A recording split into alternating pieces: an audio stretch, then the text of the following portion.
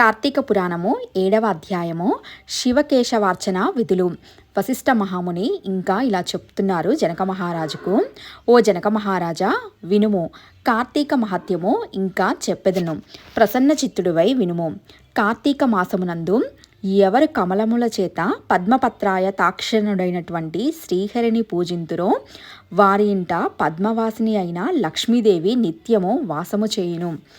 ఈ మాసములో భక్తితో తులసీదళములతోనూ జాతి పుష్పములైన జాజి, మందార, పున్నాక, చంపక ఇత్యాదులతోనూ శ్రీహరిని పూజించువాడు తిరిగి భూమి మీద జన్మించడు. ఈ మాసమున మారేడు దళములతో సర్వవ్యాపకుడైన శ్రీహరిని పూజించినవాడు తిరిగి భూమి మీద జన్మించడు. కార్తీక మాసమందు భక్తితో పండ్లను దానమిచ్చిన వాని పాపములు సూర్యోదయము కాగానే చీకటి తొలగినట్లు నశించును.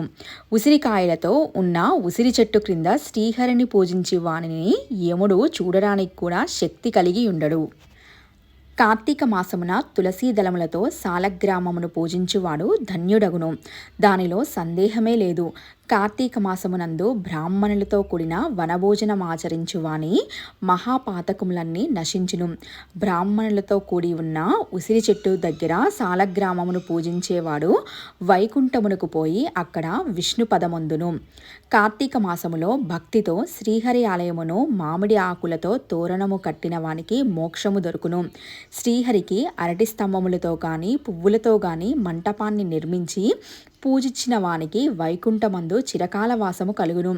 ఈ కార్తీక మాసమునందు ఒక్కసారైనా హరిముందు సాష్టాంగ ప్రమాణము చేసిన వారు పాపముక్తులే అశ్వమేధ యాగ ఫలాన్ని పొందెదరు.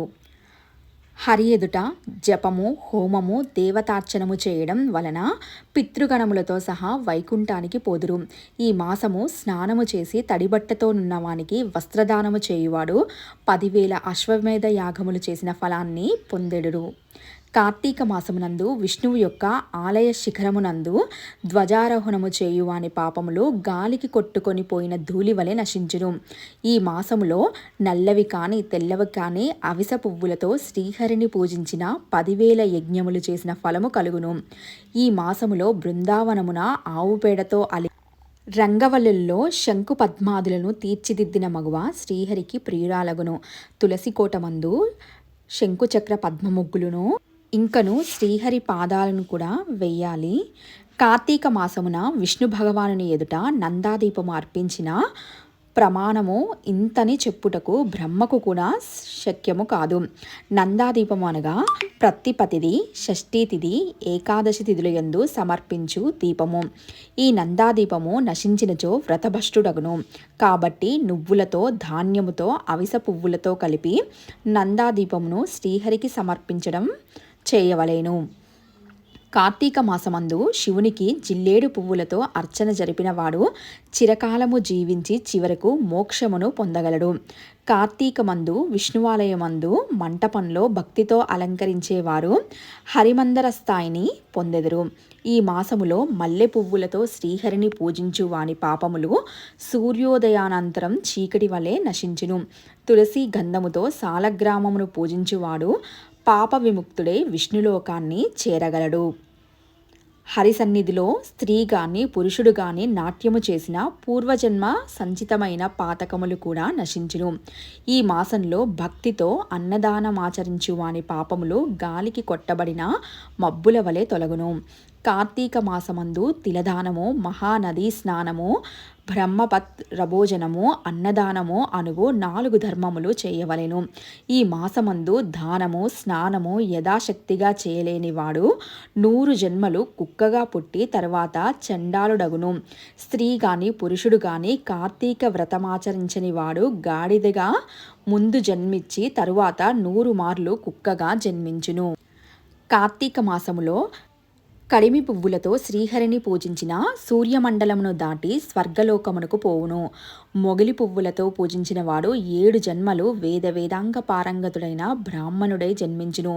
ఈ మాసములో పద్మములతో శ్రీహరిని పూజించిన సూర్యమండలందు చిరకాల వాసి అగును. అవిసె పువ్వుల మాలను ధరించి శ్రీహరిని అవిసె పువ్వుల మాలికలతో పూజించేవాడు స్వర్గాధిపత్యాన్ని పొందగలడు. స్త్రీలు మాలల చేత కానీ తులసీ దళాల చేత కానీ ఈ మాస మాసమందు హరిని పూజించిన పాప విముక్తులై వైకుంఠమును పొందెదరు. ఈ మాసంలో ఆదివారం స్నానం చేసిన మాసమంతా స్నానమాచరించిన పుణ్యము పొందుదురు. ఈ మాసమున శుక్ల ప్రతిపత్తి దిన పూర్ణిమ నాడు అమావాస్య నాడు ప్రాతస్నానమాచరించిన అశక్తులు పూర్ణ ఫలము పొందగలదురు. అందుకు కూడా శక్తి లేని వారు కార్తీక మాసమందు నెల రోజులు కార్తీక మహత్యము వింటే స్నాన ఫలము కలిగి పాపములు నశించును.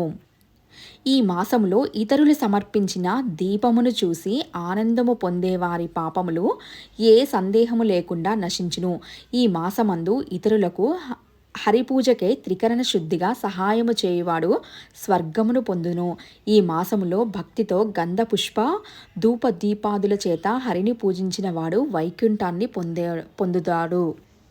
ఇట్లు స్కాంద పురాణాంతర్గత వశిష్ఠ ప్రోక్త కార్తీక మహత్యమందలి సప్తమాధ్యాయము సప్తమ దిన పారాయణము సమాప్తము.